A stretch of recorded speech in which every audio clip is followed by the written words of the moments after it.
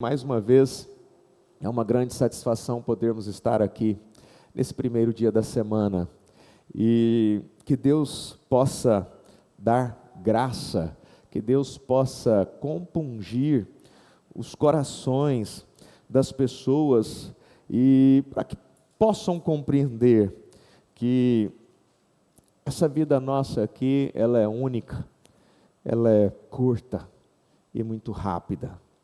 E que nós temos que aproveitar cada oportunidade que tivermos à nossa frente para fazer, para agir, para colaborar, para ajudar, para beneficiar, né? Então, eu acredito que uma das coisas que a igreja, quando eu falo a igreja, eu digo o corpo de Cristo na terra, que é composto por membros, né, que creem que Deus enviou o seu Filho unigênito para salvar a humanidade do pecado, salvar a humanidade da condenação e da separação eterna de Deus. Então, nós precisamos, como igreja, compreender que Deus, Ele não é um ser que simplesmente fica ali, olha, a pessoa não me louvou, não me adorou, e eu quero que ela me adore, me exalte. Não é isso. Deus quer intimidade, Deus quer relacionamento, e isso não traduz um encontrozinho no final de semana apenas com louvor e adoração. Isso representa uma vida constante de oração, de leitura da palavra. Então nós estamos aqui sim numa escola bíblica dominical. Para quê? Para aprender um pouco mais, para reconhecer a nossa pequenez quando se trata de universo, né? Quando a gente começa a refletir no tamanho desse universo, que muito provavelmente, apesar de milhares de anos de existência e a ciência ter se multiplicado, talvez a humanidade não tenha chegado a descobrir ou a entender que exista talvez 1% do que represente este universo, esta galáxia, e muito provavelmente, talvez a característica do ser eterno de Deus também represente este universo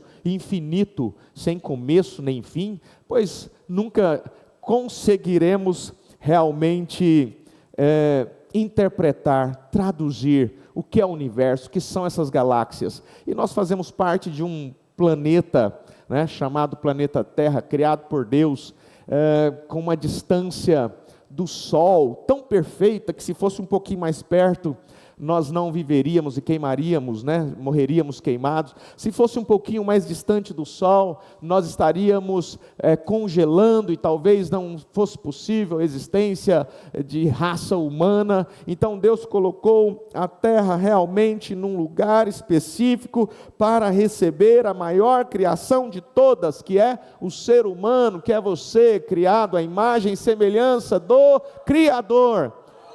Gente, para que tudo isso aqui? Para que esse princípio de escola bíblica? Para nós entendermos que somos carentes de Deus, somos carentes da ajuda, sem Deus nada podemos fazer. E o que nós estamos fazendo se nós estamos realmente ausentes de qualquer congregação, constantemente? Como suportar a ausência constante de congregar, como Hebreus 10, 23, o autor cita: não deixei de congregar, não deixeis, não parem, continuem. Por quê? Porque no congregar é onde nós vamos manifestar a nossa salvação, para que nós possamos auxiliar a salvação de outros. Quando alguém diz assim: eu vou a partir de agora congregar em casa, sabe o que me vem na mente? Pena. E me ponho a orar. Eu não tenho raiva, eu não fico irado, fico com pena. Porque, irmãos, se nós, todo domingo de manhã, à noite, falando da palavra, exaltando o nome de Deus, procurando ter uma vida, um estilo de vida mais próximo daquilo que Jesus quer que tenhamos. Quarta-feira, culto de oração. E se você percebeu no último culto de quarta-feira, quando o irmão Maico estava trazendo aqui, trazendo aquele exemplo de Spurgeon, é muito emocionante, porque Spurgeon não fala que o sucesso de ele chegar ao ponto de ser chamado o príncipe dos pregadores, ele que viveu ali do meio para o final do século XIX, e perguntaram, o que é o segredo, o que você considera como segredo de ter chegado onde chegou, de ter essas reuniões tão abençoadas e ungidas? Ele disse, porque um dia por semana, todas as segundas, se não me engano, a igreja reunia em oração para orar pelo ministério, para orar pelas pessoas, para orar por todos. E nós temos um culto de oração semanal, e eu entendo as circunstâncias de cada um, não tem problema, porque você que não pode vir, saiba de uma coisa, eu e aqueles que podem estar aqui, estaremos orando por você, nós não estaremos simplesmente orando só por nós. Mas saiba de uma coisa, se você nunca tem condição de estar num culto de oração, muito provavelmente existe um termo que diz assim, olha, sem oração não existe bênção. E eu não digo que a oração deve acontecer apenas nos cultos de oração, oração tem que ser constante, perene, enquanto houver vida, que haja oração. Nós estamos orando aí por pessoas com situações que a gente considera assim, desenganados pelos médicos. Os médicos já desconsideram uma oportunidade de vida. Estamos orando, a igreja está orando. Por quê? Porque é o nosso dever orar, porque é o nosso dever nos submeter e orar pelas pessoas. Saiba de uma coisa, você que não pode estar, e eu entendo as circunstâncias de cada um, Goiânia se tornou uma cidade muito grande, com trânsito bem caótico, tudo bem, mas saiba de uma coisa, quarta-feira, 7:30 da noite, aqueles que podem estar, estarão aqui de joelhos, nestas poltronas, orando por você que não pôde vir. Para que isso? Porque nós somos um corpo, e um corpo não detesta, o dedo não detesta a cabeça não detesta o pé, muito pelo contrário, um luta pelo outro. E nós vamos entender nesta manhã que nossa vida é uma só. Tem gente que vive achando que tem mais outras vidas aí. A vida transitória é uma só. Você vai entender por quê. Ela é curta. Se eu pedir para você fechar o olho, piscar aí e falar assim, lembra de você quando era criança? Aí você piscou, você voltou. Aí você fala assim, parece que foi ontem. É ou não é? É ou não é, irmã Jaci? A senhora tem lembrança ainda de quando a senhora era criança? Lógico. Sabe por quê? Porque a mente, apesar de se tornar mais cansada, não envelhece, como o nosso corpo envelhece. É ou não é, irmã Dalice? Lembra de quando era criança?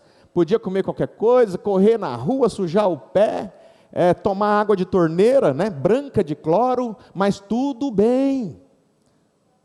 Repartia o lanche na escola, né? Um comia aqui, outro comia, cada um dava uma mordida. Hoje, se fizer isso, volta todo mundo para casa doente, vai para o pronto-socorro, porque acabou a imunidade. Não pode correr na rua, porque está perigoso. Não pode mais brincar de bola na rua. Não pode olhar mais para o céu, soltando pipa, porque vai ficar cego. E realmente a gente ficava, passavam 5 minutinhos assim, para voltar a visão, né? Soltando pipa. Quem já ficou cego soltando pipa? Ninguém, só eu. Cego, gente, não é cego literalmente não, viu?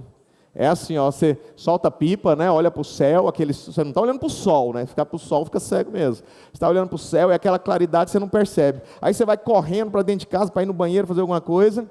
Você chega lá dentro assim, naquela penumbra, você fala assim, fiquei cego. Mas aí você fecha o olho, espera um pouquinho, 5 minutinhos, volta a visão. E tudo isso a gente fazia. A gente ia para o circo. Quem já foi no circo? Ah, agora sim, agora encontrei parceiros. Era proibido, viu, pureza, não podia. Minha mãe levou a gente escondido uma vez. Ia para o circo. Quem já foi no ITA? Ó, tô encontrando gente. Passou mal no kamikaze? Ontem eu estava indo para Teresópolis e passei na frente de um shopping e lembrei, vem à mente, né, a lembrança. Gente, a gente fazia tanta questão, juntava troco de pão para poder comprar um ingresso. Não é errado pegar o troco do pão, não, né? A mãe dava o dinheiro, pegava o troco do pão e escondia. Mas para comprar linha para soltar pipa, comprar papel de seda, ir no parque. Bora para o parque, e aquela turma para o parque. Não pode comer antes, hein? Tá bom. Chegava lá, comia um sanduíche, subia no kamikaze, ia tudo embora. E andava com moedinha, né? No bolso. E as economias eram moeda, chegava lá em cima no kamikaze, as moedas caíam tudo. Chegava lá embaixo, não sabia de quem era. Gente, tudo isso aconteceu hoje.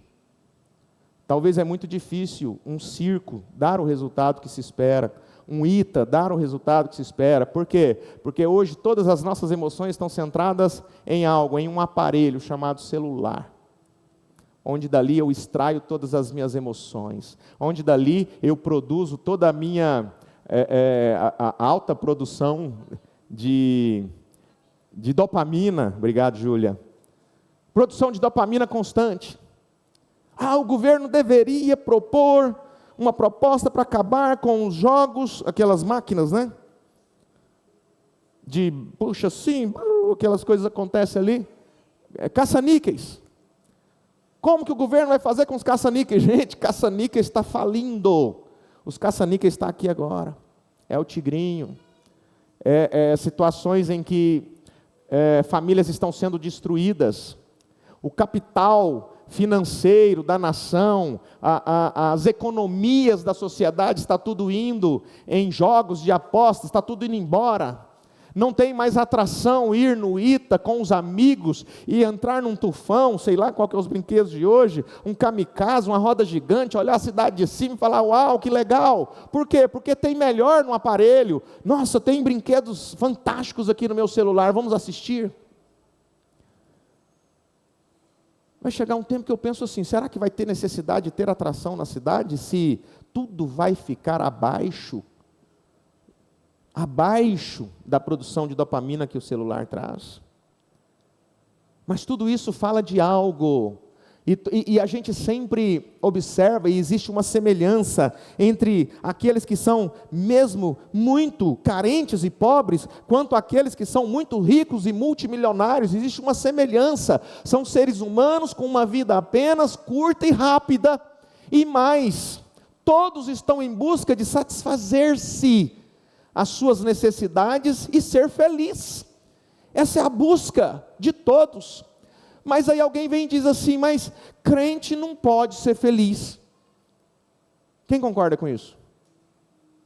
E por que às vezes a gente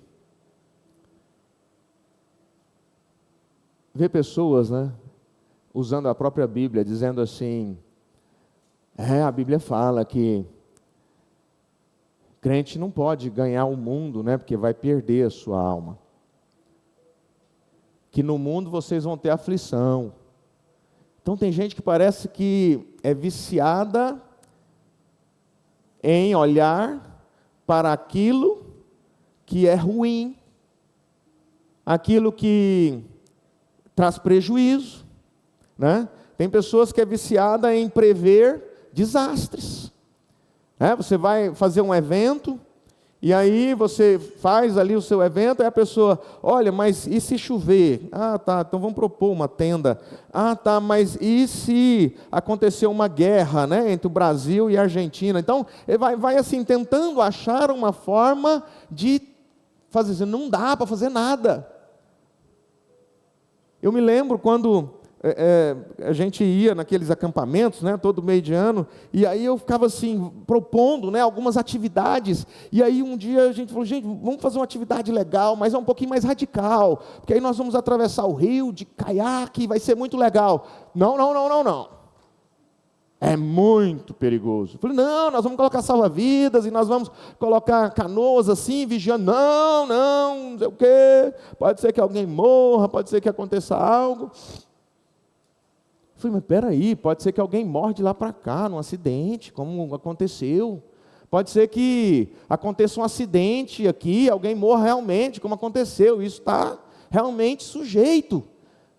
Mas o problema é quando nós começamos a olhar e nos tornamos negativos demais. Não vai dar certo, não vai dar, não vai ser bom, vai ter algum problema, só olha para o negativo. Eu não estou dizendo que nós não temos que ser pessoas prevenidas. Mas vamos também fazer as coisas pensando assim: Senhor, entregamos em Tuas mãos e vamos lá. Tanto que fizemos lá o nosso esporte radical, deu tudo certo, ninguém se machucou, ninguém se afogou, foi bom demais. Mas sempre tem pessoas que elas tendem mais ao negativismo do que a acreditar que pode dar certo. Próxima escola bíblica, quem sabe a gente acha essa imagem. Quero mostrar uma coisa para vocês que diz respeito a isso. Essa questão de mudanças, né? Essas mudanças. Quem gosta de mudar? Não é todo mundo que gosta, né? Tem gente que gosta, tem gente que adoece, fala assim, vai ter mudança, adoece, vai para a cama. Tem outros que falam assim, eu amo mudar, mudei em 10 anos 5 vezes, meu Deus, e eu não aguento ficar no mesmo lugar, vou mudar. Mas o importante é que Romanos 12:2 diz assim, que nós temos que passar por uma transformação de mente constante, para que nós possamos usufruir da boa, agradável e perfeita vontade de Deus. Então eu digo uma coisa, gente, há unidos em Cristo, além de nascer de uma dores de partos tremenda, né? Talvez com o uso de fórceps, né? Para que pudesse nascer, porque muitos não queriam nascer. Teve muitos que falavam, não quero, aí Deus foi lá e puxou. Na verdade, nenhum de nós queria aquela dor, né? Então, nascemos, né? A Unidos em Cristo nasce dessa dor. Então, vamos entender que essa dor precisa trazer transformação de mente. Se nós temos aqui a Unidos em Cristo, um lugar onde a gente congrega, fala da Bíblia, da palavra, louva a Deus, e continua as mesmas coisas, era melhor não ter nascido. Para continuar tudo igual? As mesmas crenças, as mesmas visões milenais de escravidão no milênio, as mesmas visões retrógradas, limitadas e mentirosas, doutrinárias. Para que então unidos em Cristo?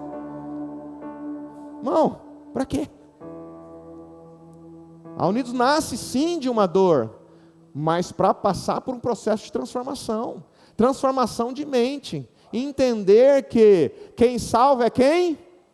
Jesus. Então não sou eu não mereço, ninguém merece. A salvação não é por mérito, é por graça, por meio da fé. Então quem sou eu para dizer fulano está perdido, fulana está perdida? Quem sou eu? Mas vamos lá, gente, para a escritura de Apocalipse capítulo 2, está no verso 11. Aquele que tem ouvidos, ouça o que o Espírito diz às igrejas. Quem tem ouvidos, ouça o que o Espírito diz às igrejas. O vencedor, de modo algum, sofrerá a segunda morte. Algumas escrituras dizem o dano da segunda morte. Ao que vencer, o vencedor, de modo algum, sofrerá a segunda morte. Se existe ou existem duas mortes, existem duas vidas. E nós começamos essa escola bíblica falando que nossas vidas, ou a vida de cada um de nós, ela é única. Hebreus capítulo 9, ali no finalzinho, verso 27, o autor da carta aos Hebreus diz que ao homem é destinado viver uma única vez, e depois disso vem o quê? Juízo. Que juízo é esse? É o tribunal de Cristo, descrito em 2 Coríntios capítulo 5, é o tribunal que Jesus ali em Mateus capítulo 25, mostra que um dia, um belo dia, vai acontecer de as pessoas estarem reunidas e Cristo estará separando, a direita e a esquerda.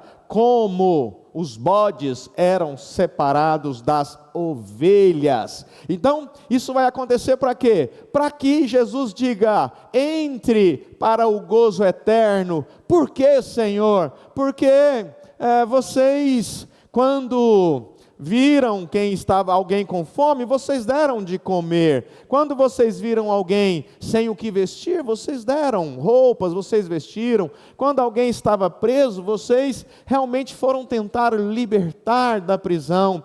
Fala: mas Senhor, e o Senhor disse que nós fizemos isso com o Senhor. Aí ele disse: quando fizestes a um destes pequeninos, a mim o fizeste. Então nós temos que entender o seguinte: Jesus não está aqui na terra, no corpo físico que ele esteve há 2000 anos atrás. Contudo, o corpo místico de Jesus Cristo está na terra tanto quanto estava 2000 anos atrás, através da igreja, da eclesia, daqueles que compõem esta igreja, que é você, meu irmão, aqui presente, que é você, minha irmã, meu irmão, aí à distância, que compõe o corpo místico de Cristo na terra, e que tem feito as mesmas obras, e muito provavelmente até maiores do que aquelas que Jesus fez aqui na terra, pois esta era a promessa dele. Gente, estávamos dizendo alguns minutos atrás, se nós, lutando, procurando ser melhor a cada dia, levantando domingo de manhã, nos preparando, pegando nossas Bíblias, orando a Deus para que Deus fale aos nossos corações, e louvando a Deus, procurando nos relacionar em paz com todos, né? Sentir amor por todos, sentindo a consideração por todos, orando, buscando, lendo a Bíblia, procurando ter uma vida íntima com Deus. Nós estamos tendo problemas. Imagina um ser que não se importa nunca em congregar, em estar junto, em comungar, tomar da comunhão, em assentar-se para ouvir o banquete da graça, que é aquilo que Deus coloca no coração daquele que prega através da oração. Isso nós ouvimos na quarta-feira, enquanto Spurgeon estava ali pregando, conduzindo, ministrando. Tinha pessoas ali no porão, aquelas casas antigas, né, de madeira, onde tinha vários pisos, e ali pessoas embaixo orando, clamando, e ele pisava mais forte. Quando ele pisava mais forte naquela madeira, era porque ele estava precisando da ajuda do Espírito Santo, e aquelas pessoas então oravam de maneira mais fervorosa. E todo culto depende da sua oração. Todo culto, toda ministração, todo louvor, toda vez que esta igreja abre suas portas, depende da sua oração, para que então nós possamos realmente receber de Deus aquilo que está proposto nos céus. Mas mais ainda, nós não vamos à igreja apenas para receber, mas nós vamos também para beneficiar alguém. E é exatamente o tema desta manhã, já que nós vimos que João, dizendo ali no último livro da Bíblia, que o vencedor de modo nenhum sofrerá a segunda morte, porque a segunda morte, ela é a separação eterna de Deus. E qual que é a primeira morte então? A primeira morte é quando esse espírito se separa deste corpo, né? E este corpo então perde a vida. Esta é a primeira morte. O indivíduo morreu, partiu. Essa é a primeira morte. A segunda morte qual é? Separação eterna de Deus. Como assim? A alma jamais poderá encontrar a Deus novamente. Mateus 25, voltando àquilo que Jesus conta ali em Mateus 25, no finalzinho ele mostra uns indo para o seu destino eterno, né? Para a morte eterna, e outros indo para a vida eterna. E eu leio isso para que não haja nenhuma dúvida no coração de vocês. Ele diz em Mateus capítulo 25, verso 45, digo-lhes a verdade, o que vocês deixaram de fazer a alguns destes pequeninos, também a mim deixaram de fazer. Ou seja, se não existe um vínculo, se não existe uma unidade, se não existe um esforço em levar mais pessoas para o reino, o que você está fazendo pelo reino? 46 diz: estes irão para o castigo eterno, mas os justos irão para a vida eterna. Só existem duas rotas. A pergunta: qual você está tomando? Porque escolher, eu sei qual você escolhe, lógico que é a vida eterna, mas o seu comportamento, suas palavras, suas ações, as pessoas com as quais você se relaciona, os meios os quais você convive, aquilo que você fala, que você ouve, se você ora, se você busca, se você lê, se você congrega, se você é alguém que ama mesmo aquele que não merece ser amado. E amar não é conviver, amar não é o mesmo que gostar, gostar fala de gosto, e você pode amar alguém, mas não gostar, no sentido de o gosto daquela pessoa não te agrada, mas você ama, você ajuda. Às vezes dentro da família tem muito isso, a pessoa diz assim: eu amo, mas você não chama para as festas, você não chama para os eventos. Não posso chamar. As 2 vezes que eu chamei, acabou com a festa, destruiu, olha o que virou. Chama mais uma vez. Ora, é ignorância, é burrice, fazer sempre as mesmas coisas e esperar resultados diferentes. Se eu fizer as mesmas coisas, eu vou ter resultados iguais. Não tem jeito. Mas você não ama? Amo. Se precisar eu ajudo, se precisar eu estou lá, ajudando financeiramente, com uma força, seja o que for. Mas não dá, o gosto não é o mesmo. Eu não gosto da maneira, não gosto como conversa, não gosto do diálogo, só fala coisa que indevida, imprópria, não gosto. Mas você ama? Amo e quero ajudar. É estranho, né? Você acha que Jesus gostava da maneira como os fariseus procediam? Nunca, mas ele amava eles. Os sacerdotes.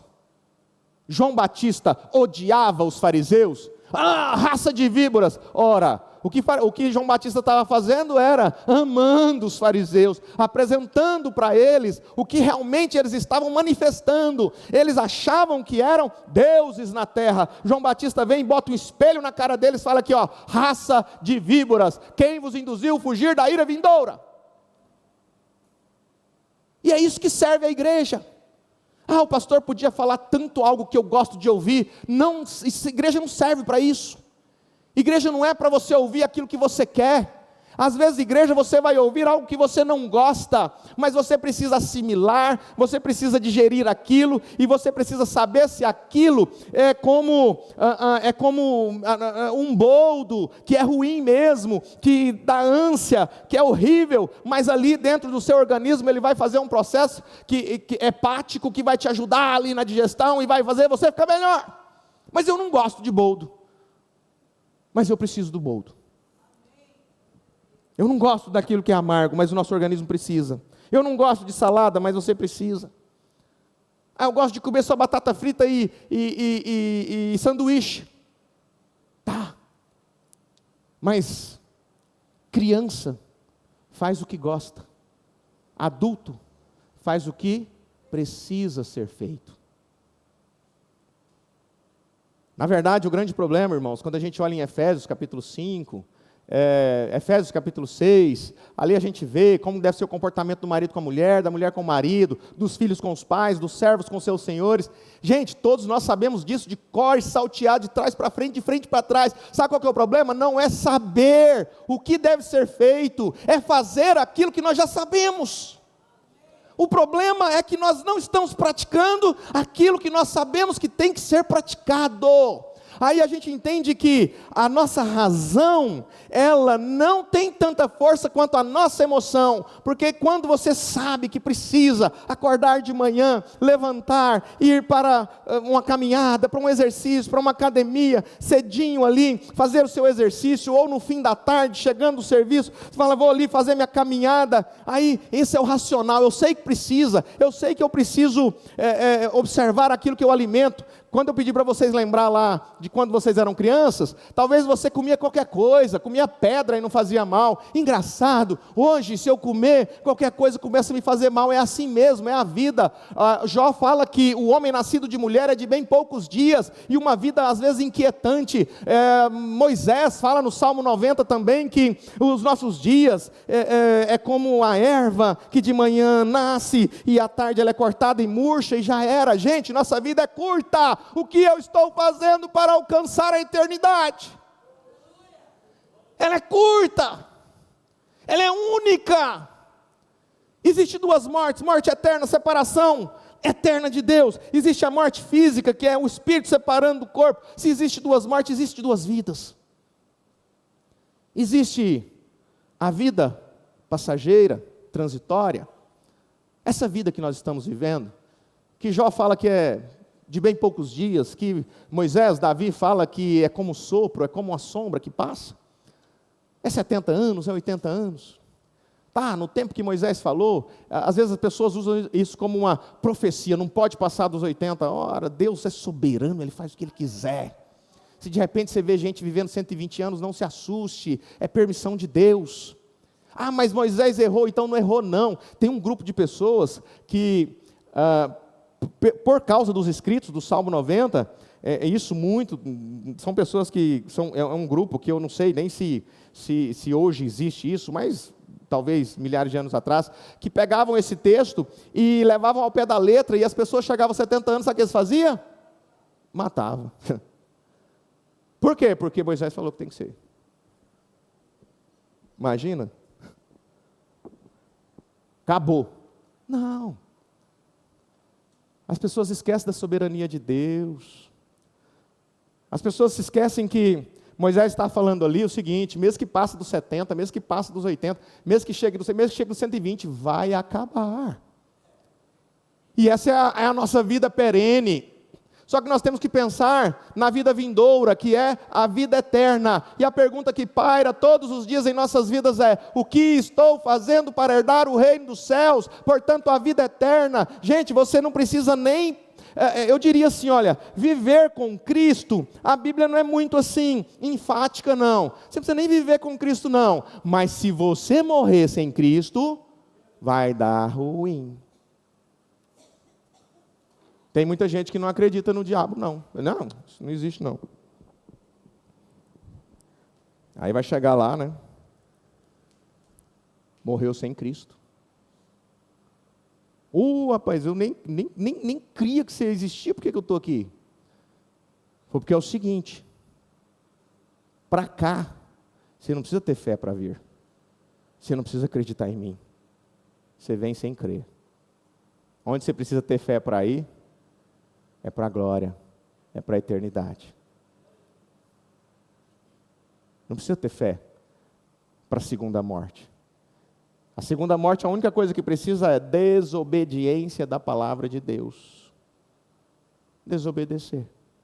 Parece que é tão simples que as pessoas ficam assim: pastor, mas não pode ser tão simples assim, parece que foi feito tanto... Gente, entendendo que nós temos duas mortes descritas na Bíblia, entendendo que nós temos duas vidas, a vida passageira, a vida nesse corpo que é transitória, que Paulo fala, e nós temos a vida eterna, que é aquela vida que começa, que na verdade a gente diz que ela começa após a morte, mas quem vive com Cristo e morre com Cristo tem já vida eterna em si. E vida eterna em si, Agostinho fala isso há mais de 1000 anos atrás, mais ou menos 1600 anos atrás, Agostinho disse isso, mais ou menos,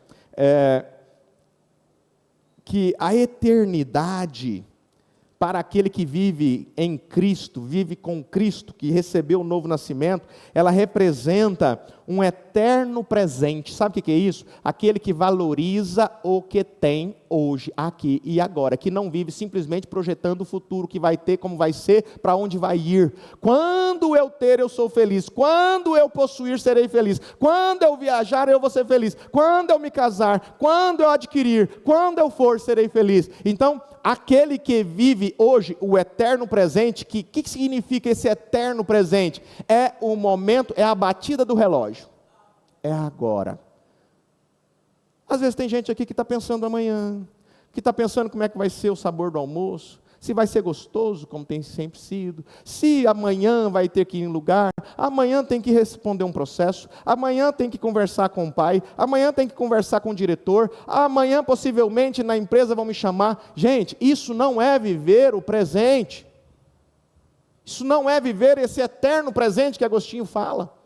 Viver o eterno presente é valorizar o aqui e o agora. Enquanto nós estivermos vivendo preocupados com o que será amanhã, Deus estará dizendo: o amanhã não te pertence.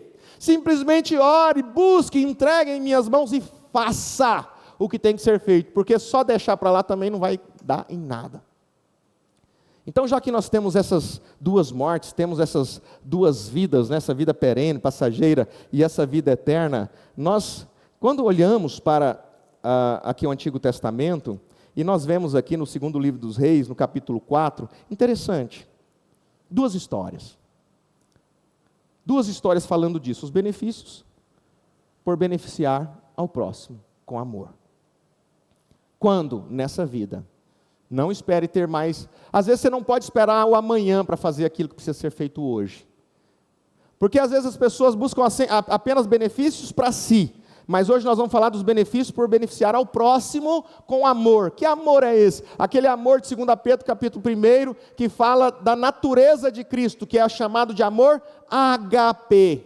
Amor ágape é aquele que faz sem ficar esperando ali receber algo em troca. Peraí, estou esperando. Por quê? Eu fiz, agora eu quero. Chega no dia do aniversário, não recebe o presente daquela pessoa que você deu. Olha o que a pessoa fez comigo. Eu dei o presente para ela e ela nem se importou comigo. Você não deu com amor, você deu com a condição de receber algo em troca. Isso não é amor, isso é permuta.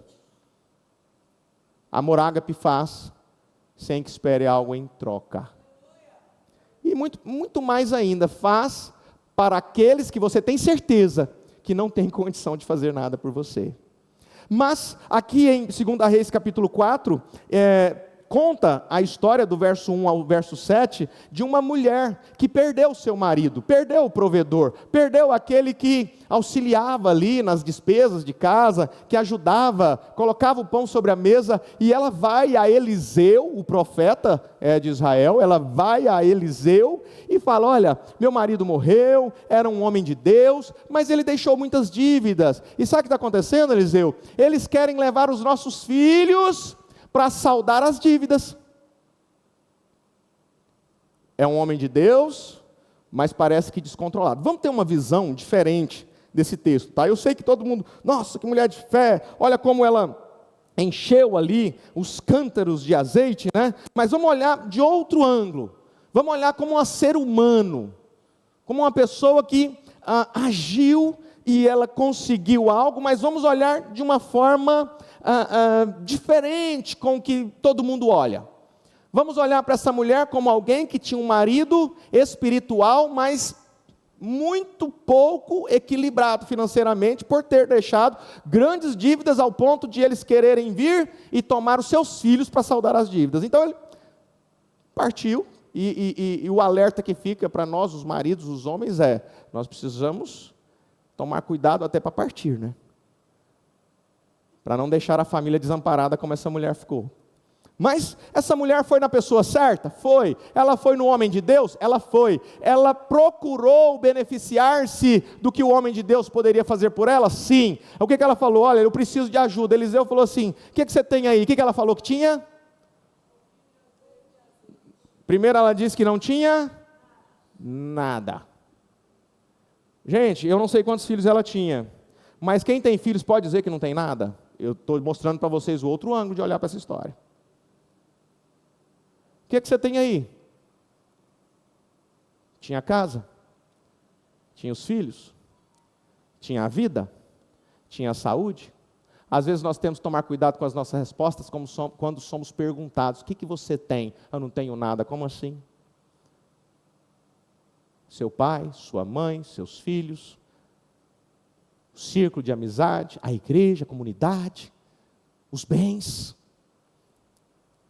Nós estamos falando todo o tempo, viver A eternidade é entender o eterno presente, é aquilo que é a batida do relógio, é o hoje, é o aqui e o agora, valorizando sempre aquilo que tenho, valorizando, reconhecendo, eu tenho, para que Deus então possa, através da sua gratidão, te dar aquilo que você ainda não tem. Então essa mulher, ela simplesmente procurou em Eliseu benefícios. E ela encontrou? Encontrou. Encheu vários cântaros de azeite. E ali Eliseu no final diz para ela assim: tá, não tem mais vasilha? O azeite acabou de correr, parou de correr. E ele vai e diz para ela: vai, vende o azeite, pague suas dívidas, e você e seus filhos ainda poderão viver do que sobrar. Ela foi beneficiada, ela foi ajudada, ela procurou na hora certa. Contudo, alguém que talvez, e eu digo isso pelo exemplo que nós teremos do verso 8 a seguir, alguém que talvez procura Deus no momento de dificuldade, procura Deus no momento de prova. Não é errado procurar a Deus na hora da luta, na hora do problema, na hora da dificuldade, não é errado. Errado é procurar a Deus só no momento da luta, só no momento da prova. Errado é fazer do nosso Deus, que deveria ser um Deus presente todo o tempo de nossas vidas, fazer desse Deus um Deus utilitário. Quando eu precisar, eu busco. Ah, o que você está fazendo? Não, eu estou indo à igreja, estou buscando porque eu preciso comprar uma casa, preciso de saúde, preciso de um casamento. E aí quando você conseguir? Ah, eu não preciso mais. Ora, isso é Deus? Então a religião pintou um Deus diferente daquele que minha Bíblia mostra. Deus não é um objeto de uso. Ah, eu preciso. É um remédio na prateleira. Oh, vou precisar tomar um remédio. Por quê? Porque está doendo, está difícil. O deserto está muito grande. Preciso. Ah, eu preciso ir na igreja, eu preciso de oração, estou precisando. Gente, Deus não é esse Deus utilitário. E quando nós vemos aqui na continuação do verso 8, Eliseu estava ali em Sunem, por isso essa mulher chama sunamita, e quando ele sempre passava, e aquela mulher via em Eliseu um homem íntegro, ela via em Eliseu um homem de Deus, um homem santo, puro, e ela um dia falou: olha, vem comer em nossa casa. Por que eu estou tentando mostrar para vocês o outro ângulo desta escritura? Entendendo que mesmo que as pessoas alcancem o milagre, às vezes as pessoas alcançam o milagre e acabou, nunca mais se vê. Nós não temos mais nada na Bíblia que fale desta mulher que conseguiu encher os azeites e evitar com que os homens tomassem os seus filhos para saldar aquela dívida. Agora, a sunamita, ela simplesmente chamou Eliseu para quê? Para comer na casa dela. Ela estava precisando de alguma coisa de Eliseu? Não. Nós vamos entender hoje que ser cristão é isso. É andar com Deus, mesmo quando você não precisa de nada dele. Não é buscar Deus como um Deus utilitário, como um Deus de prateleira, como um remédio que você tem ali. Ai, tá, olha, o sono não vem, deixa eu ir lá tomar esse remédio. Deus não é esse objeto utilitário na mão dos crentes. A Bíblia fala assim, ó, que sem fé é impossível agradar a Deus, ou seja, Deus ama a humanidade, sim, toda a humanidade, mas só que agradar a Deus são poucos. Amar é uma coisa, Deus ama a todos, mas Deus está desagradado de muitos. Então nós vemos essa mulher, essa sunamita, chama Eliseu. É estranho, né? Principalmente, a gente recebe ligação. Que dia que eu recebi uma ligação? Essa semana. Não lembro quem foi, a gente recebe tanta ligação. Eu recebi a ligação, olhei assim, quase que eu não quis atender. Falei, é problema. Porque é sempre problema. É sempre para falar assim, ó, estou precisando de azeite, estou precisando... E não é ruim isso não, as pessoas precisam buscar ajuda, não estou dizendo que isso é ruim. O problema é quando só acontece isso na hora, só quando precisa, aí se submete a Deus. E eu recebi, vendo aquela ligação ali no celular, não sei se eu atendo, não sei se eu não atendo, meu Deus, o que aconteceu? Paf, liguei. Aí eu falei, fala logo. Não, é notícia boa. Eu falei, que bom. Notícia boa. Legal. Não acredito que você está ligando. Achei que você ia esquecer de ligar para dar notícia boa. Né? Igual, essa mulher chamou Eliseu para quê, gente? Para fazer um lanchinho. Acho que Eliseu falou assim, tem um pega aí. Tem algo. Quando eu chegar lá, acabei de vir da mulher que estava precisando de ajuda, tem um pega aí. Essa mulher não está me chamando só para lanchar, vai chegar lá, ela vai me pedir algo e eu não sei o que é. E só que Eliseu foi. E lanchou e foi embora com Geazi. Eliseu foi embora, meu Deus, era só o lanche mesmo. Não estou acreditando que existe crente assim, que para beneficiar apenas quem ela nem conhece. Vamos ver de novo, o Geazi? Pode ser que tenha um pega aí. A Bíblia fala que ele passava lá todos os dias, o que ela fazia? Vem comer na minha casa. Ele ia aí, comia e ia embora. Aí ele olhava para Geazi e falava, meu Deus, esse pega deve estar lá na frente, né? Alguma coisa vai acontecer. E ele passava, e ele comia, e ela ajudava, e ela servia, e essa mulher não falava de problema, era só beneficiando ali o servo de Deus. Aí um dia ela chama o marido dela e fala, amor, ele passa aqui, como que tal nós fazer o quê? Um quartinho para ele, bota uma mesinha, um notebook, né, um celular para as pesquisas, né, bota uma cama para ele dormir ali, e deixa ele bem à vontade, fecha a porta do escritório do Eliseu. O que você acha? Boa ideia. Falou com o Eliseu gostou? Falou, opa, o trem vai ficar feio, porque o lanche, o preço é um, agora a moral, o preço é outro. Eu estou fazendo uma inferência. Se você ler 2 Reis capítulo 2, você não vai ver tudo isso. Estou fazendo uma inferência de como seria isso hoje. Mas aí Eliseu vai, e Eliseu fica tão constrangido, com tanto benefício, porque Eliseu era uma pessoa que sempre estava ali para beneficiar o povo de Israel, para ajudar. Então ele fica tão constrangido com os benefícios que aquela mulher lhe fazia, que ele fala assim, Geazi, pergunta ela lá o que ela quer, não aguento mais só receber, quero fazer alguma coisa por ela. O que ela fala? Não preciso de nada. Aí eu acho que Eliseu entrou em parafuso, falou, não tem lógica. Um crente que não precisa de nada? Será que tem? O Senhor é o meu pastor e nada me faltará. Quando a gente entende o Salmo 23, a gente entende que o nada me faltará não é os milhões de dólares na conta, não é o carro na garagem, não é a casa simplesmente, é a paz que o mundo não pode dar, que você sente constantemente mesmo em meio à guerra. E a gente começa a entender essas coisas. Ela falou, não preciso. Aí Eliseu fica encucado, fala, precisa, alguma coisa precisa. Aí Geazi espertinho, né, de olho em tudo aquilo, falou, senhor, o marido dela já é velhinho e ela não tem filho. Você já percebeu? Eliseu, engraçado, o homem é engraçado, né? Não percebe muitas coisas, não. Às vezes o homem vai lá na geladeira, né, irmão Nilton? Abre a geladeira, irmão Lázaro. Cadê a manteiga? Cadê a manteiga? Aí grita a irmã Dercy, ô Dercy, cadê a Dercy? Não está aí não? Ah, não veio, né? Ô Dercy, cadê a manteiga? O Dercy está lá no banheiro, penteando o cabelo. Está aí do lado da panela da carne de porco. Tá não, Dercy. Aí a Dercy chega lá na geladeira, abre a geladeira, nem olha. Pega a manteiga, entrega na mão do irmão lá, está aqui a manteiga. Porque parece que, imagina, Eliseu não viu que a mulher não tinha filho.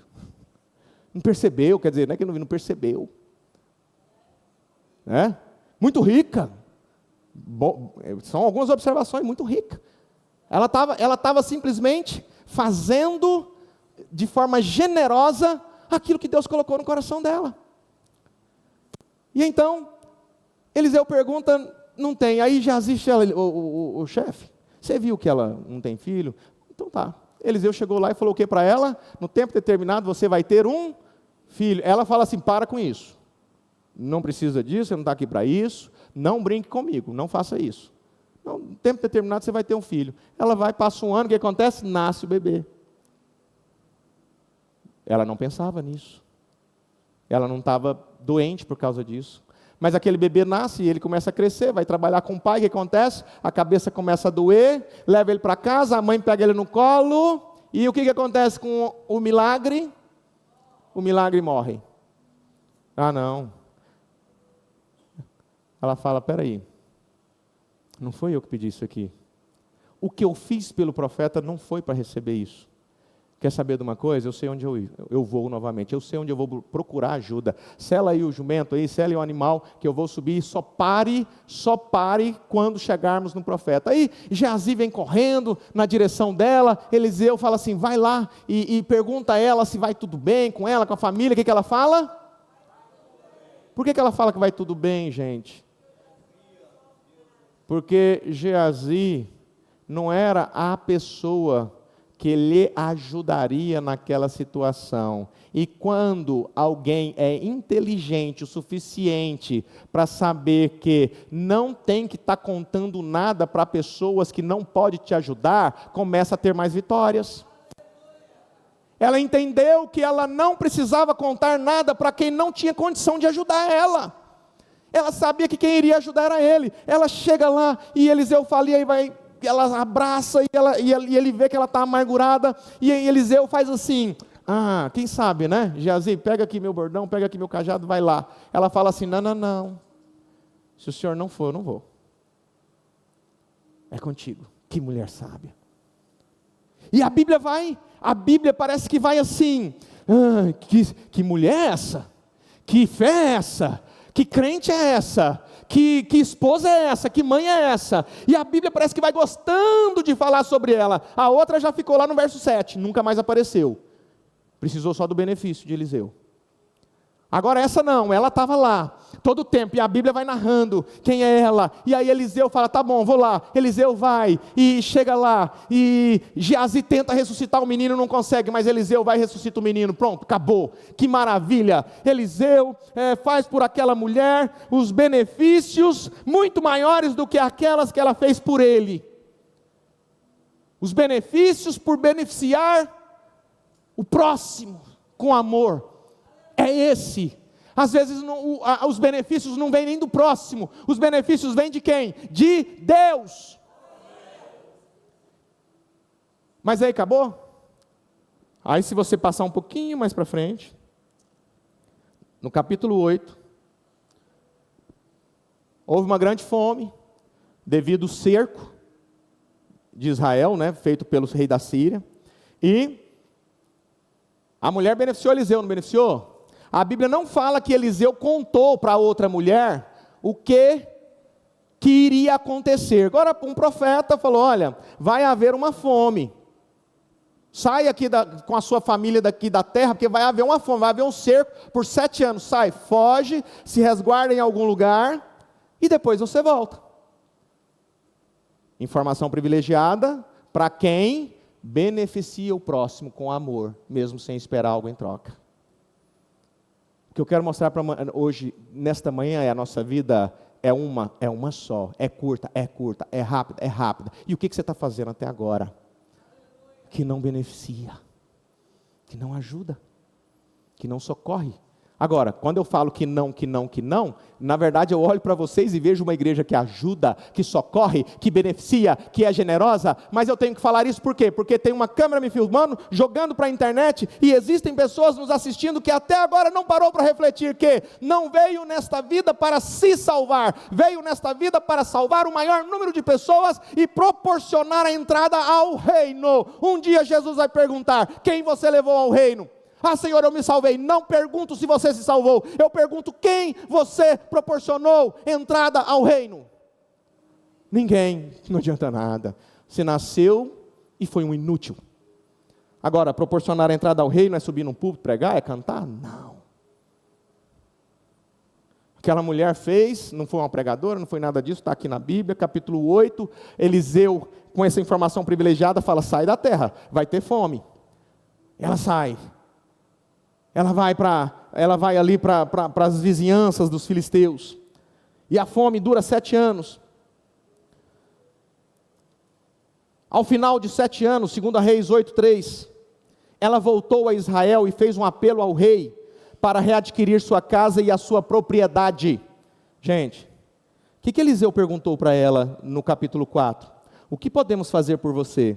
Quer que eu interceda por você junto ao rei ou ao comandante do exército? Ela disse, estou bem, não precisa. E agora ela estava diante do rei. Eliseu já não estava ali mais. Agora Deus estava apresentando o rei para auxiliar ela, beneficiar ela, em retribuição àquilo que ela tinha feito ao homem de Deus. Ao final de 7 anos ela volta a Israel e faz um apelo ao rei para readquirir sua casa e sua propriedade. Ou seja, Israel estava tomada, todo mundo perdeu seus bens, perderam suas propriedades, e estava todo mundo sem nada. O rei estava conversando com quem, gente? Com Geazi. Verso 4, 2 Reis 8. O rei estava conversando com quem? Geazi, servo de Eliseu, servo do homem de Deus, e disse, o que o rei perguntou para Geazi? Conte-me todos os prodígios que Eliseu tem feito. Enquanto Geazi contava ao rei como Eliseu havia ressuscitado quem? O menino da sunamita. Quem que veio à mente de Eliseu? Aquela mulher estranha, que fez algo sem esperar algo em troca. E Eliseu começa a falar, sabe, rei, tinha uma mulher, começou a chamar a gente para lanchar, a gente achou que era alguma coisa que ela queria, e não, e ela fez um quartinho, e o filho nasceu, e olha, o filho depois cresceu, e morreu, e ressuscitou, e que prodígio maravilhoso que Eliseu fez, e Eliseu estava, e Geazi contando isso, contava ao rei como Eliseu havia ressuscitado o menino, a própria mãe. Quem chegou? Para apresentar sua petição ao rei a fim de readquirir sua casa e sua propriedade. Os benefícios de quem beneficia ao próximo com amor. Geazi conversando com o rei, a mulher entra. A própria mulher entra. A própria mãe. Geazi, meu Deus, exclamou, esta é a mulher, ó rei, meu senhor, esta é ela, esta é a prova viva, este é o filho dela, olha que rapazão que ele está, que bonito, esse ressuscitou, a quem Eliseu ressuscitou, e o rei pediu que ela contasse o ocorrido, e ela começou a contar ali os fatos, como foi, o que ela sentiu, como foi durante todo aquele período. Então ele designou o quê? Um oficial. Eliseu tinha perguntado, você quer um rei ou um oficial, um comandante para te ajudar? O que Deus fez? Ela não precisou lá, mas eu sei que tem um rei lá na frente e um comandante preparado para ajudar ela. Então ele designou um oficial para cuidar do caso dela, e lhe ordenou, devolva tudo o que lhe pertencia, inclusive toda a renda das colheitas, desde que ela saiu do país até hoje. Ela não fez nada com interesses por trás. Ela não ajudou o próximo interessada em ser retribuída. Ela não procurou apenas benefícios. Ela não fez Deus um Deus de prateleira, que de vez em quando eu vou lá e pego porque eu preciso. Ela não fez de Deus um Deus utilitário, que eu clamo quando as coisas apertam. Ela simplesmente caminhou com o homem de Deus. Ela esteve com o homem de Deus. Ela financiou o projeto do homem de Deus. Ela esteve com ele durante não sei quanto tempo. Mas um dia Deus falou, está na hora de retribuir essa mulher, retribua tudo, e até o tempo dos 7 anos que ela teria de colheita, e não teve. Foi bom ou foi ruim? Ela fez isso em quantas vidas? Uma vida. A vida dela também era curta? Curta. A vida também era rápida? Rápida. É possível realmente ganharmos o mundo e não perder a nossa alma? Porque quando o crente fala, mas o crente não pode ganhar o mundo. Não, Jesus não disse isso. Fala, não vale a pena ganhar o mundo se vier perder a sua alma. Mas o crente sábio ganha o mundo e não perde a alma. Ah, mas Jesus disse que no mundo tereis aflições, mas ele diz, eu vim para que tenhais vida com abundância. Os problemas, as dificuldades acontecendo de forma pontual, e a abundância constante na vida do cristão. Que abundância é essa? É muito dinheiro na conta? É a dispensa abastada? Não é apenas isso. Viver uma vida com abundância é olhar para o lado, ver o esposo, ver a esposa, ver o pai, ver a mãe, ver os filhos, ver os amigos, ver aquilo que compõe a sua vida, se alegrar com aquilo e saber que Deus está te dando paz no meio de uma guerra desumana que está acontecendo no mundo, uma guerra espiritual que não tem data para acabar. O diabo está usando toda a humanidade através das distrações para evitar que você pare um pouquinho agora aqui, alguns minutos, e tenha paciência para ouvir algo que vai levar você a uma vida eterna. Porque ele sabe que se distrair você disso, eu volto a ler para finalizar o nosso culto. O que João falou? Quem tem ouvidos ouça o que o Espírito diz às igrejas. O vencedor, de modo algum, sofrerá a segunda morte. Quando ele fala o vencedor, significa que nós temos que lutar até quando? Até quando nós temos que lutar? Até o fim. Que fim? Até o último suspiro. Vamos nos colocar de pé.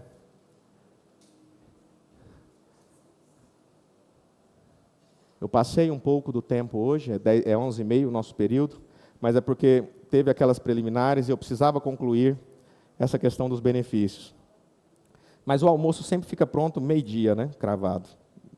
Ou depois de meio-dia, né? Então não está atrasado para o almoço, 11h50.